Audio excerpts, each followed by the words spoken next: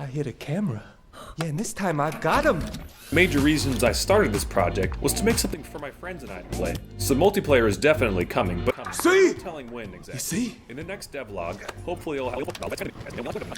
Right there! So multiplayer is definitely coming. Wait! Right there! The multiplayer is definitely coming. Coincidence? I think not! Yup, this is gonna be that update. Welcome to Devlog 3. Y'all ready for this?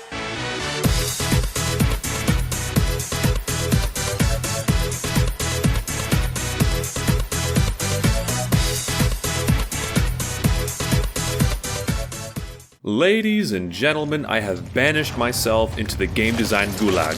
This is the Gulag.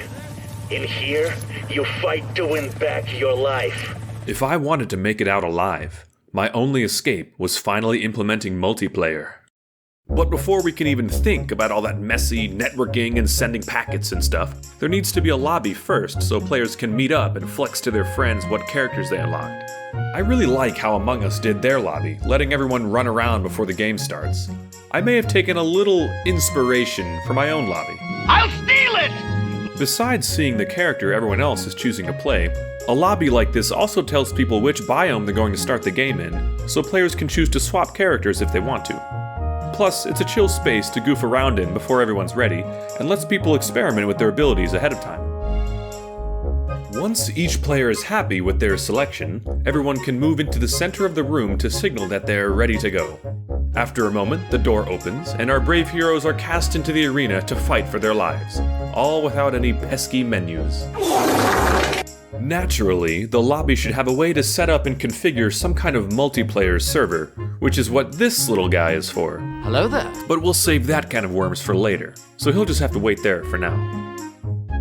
And you know, after going through the trouble of making a passable lobby for the pregame, I figured I might as well get around to trimming those corners off all the walls too. I like to imagine everyone stubbing their toes on these things while they're walking around them all day, and it was high time somebody did a public service and cut them off.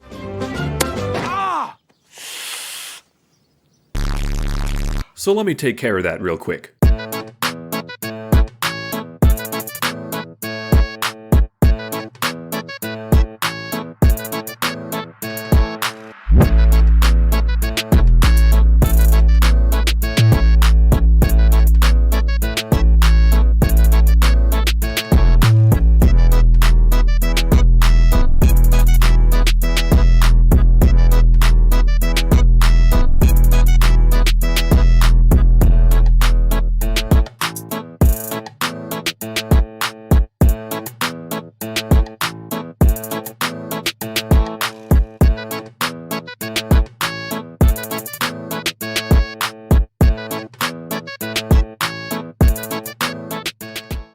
Much better.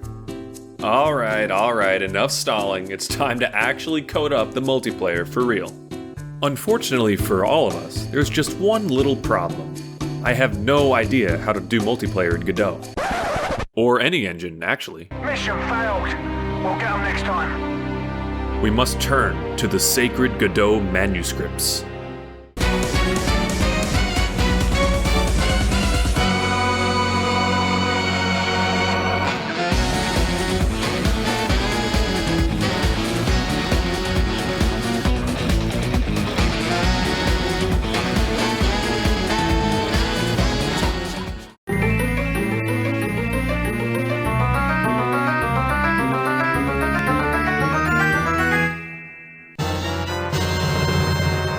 Now we can get started. This is step one! No! Alright, first things first. We need to make a way for someone to host a server. That's where our little friend from earlier comes in. Now, I mentioned my distaste for menus earlier, but I'll make an exception for multiplayer configuration since they're kinda necessary for something like this. For these first couple of tests, I just need something functional. Not trying to win any awards here, so I'm just going to use a bunch of default UI elements so we can get the show on the road. Well, it's a little rough around the edges, but I can always clean it up later. Now to set up everything to spawn the players into the scene when they join the server. Shouldn't be too bad, just gotta add that multiplayer synchronizer thing to each player object, and let Godot handle the rest.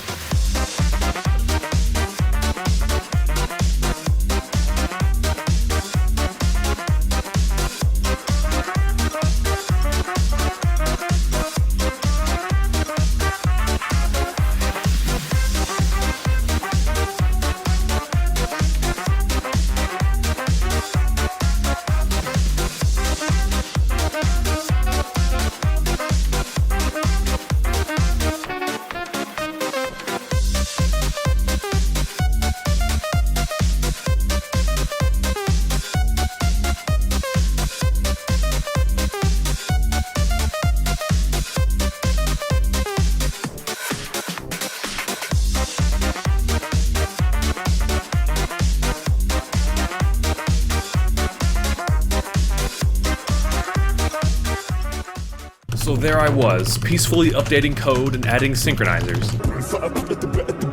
Well, mostly peacefully, when I came across the worst type of problem. A bug so devious, so diabolical, so entrenched in the architecture of my code that it made me rethink all of my life choices. Let me walk you through it. To understand what's going on, it helps to visualize what's happening behind the scenes. Up until now, whenever the game spawned a character, a flag would be set that classifies it as either a player or a mini-boss, like an IFF tag. This flag was checked every so often for things like movement behavior, what shaders should apply, and what happens when the character dies. For a while, this setup worked just fine, and the game had no issues keeping track of everything.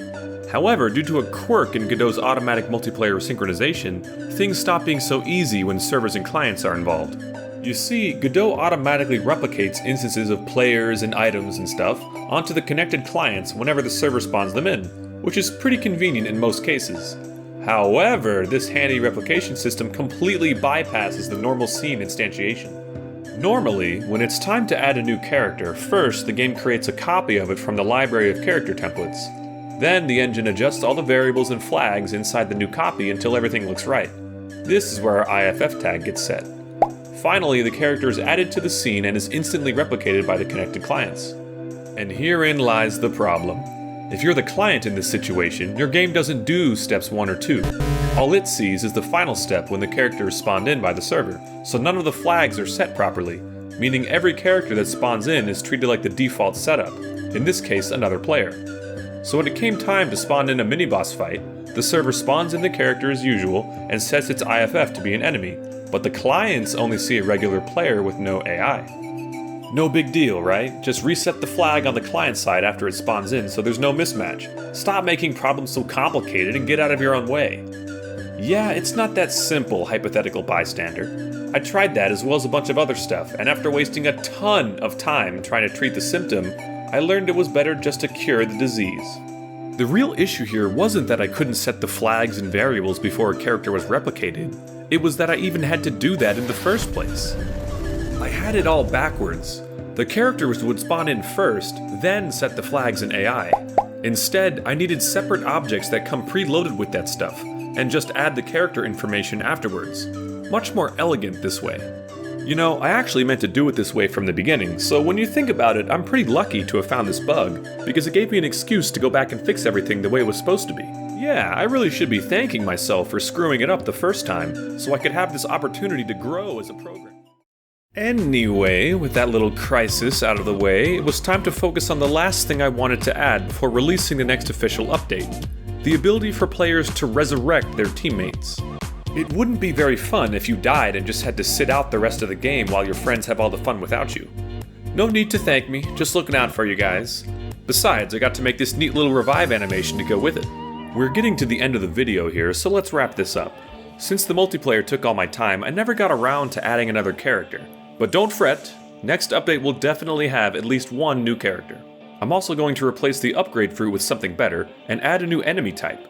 As always, the link to the current build is down in the description below. Make sure to check it out, and I'll see you in the next one. Peace!